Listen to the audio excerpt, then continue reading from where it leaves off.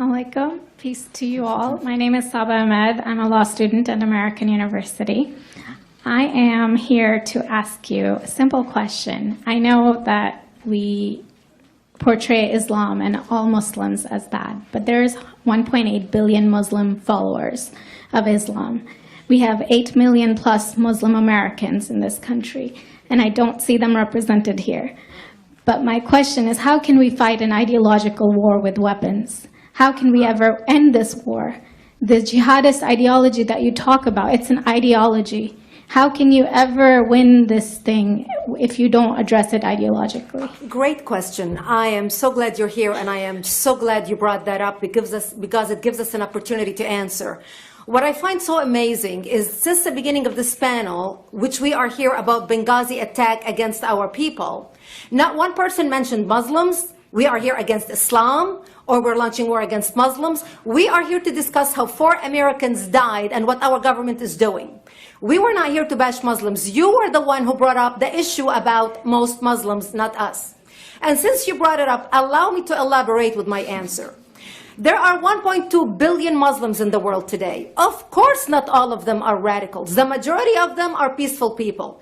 The radicals are estimated to be between 15 to 25%, according to all intelligence services around the world. That leaves 75% of them peaceful people.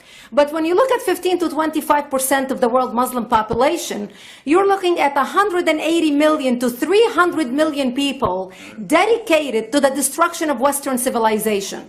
That is as big as the United States. So why should we worry about the radicals, 15 to 25%? Because it is the radicals that kill. Because it is the radicals that behead and massacre. When you look throughout history, when you look at all the lessons of history, most Germans were peaceful. Yet the Nazis drove the agenda. And as a result, 60 million people died. Almost 14 million in concentration camps. 6 million were Jews. The peaceful majority were irrelevant. When you look at Russia, most Russians were peaceful as well. Yet the Russians were able to kill 20 million people. The peaceful majority were irrelevant. When you look at China, for example, most Chinese were peaceful as well. Yet the Chinese were able to kill 70 million people. The peaceful majority were irrelevant. When you look at Japan prior to World War II, most Japanese were peaceful as well. Yet Japan was able to butcher its way across Southeast Asia, killing 12 million people, mostly killed with bayonets and shovels. The peaceful majority were irrelevant. On September 11th in the United States, we had 2.3 million Arab Muslims living in the United States. It took 19 hijackers, 19 radicals to bring America down to its knees, destroy the World Trade Center, attack the Pentagon, and kill almost 3,000 Americans that day. The peaceful majority were irrelevant. So for all our powers of reasons and us talking about moderate and peaceful Muslims, I'm glad you're here. But where are the others speaking out? And since you are the only Muslim representative,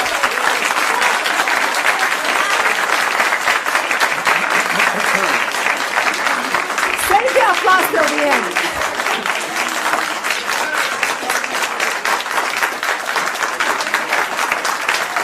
Thank you.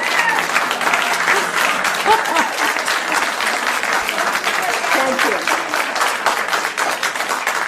And since you're the only Muslim representative in here, you took the limelight instead of speaking about why our government, and I assume, are you an American?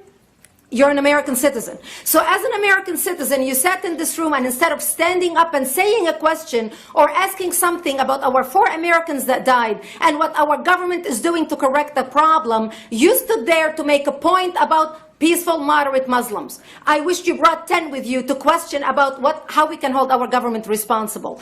It is time we take political correctness and throw it in the garbage where it belongs and start calling it fair.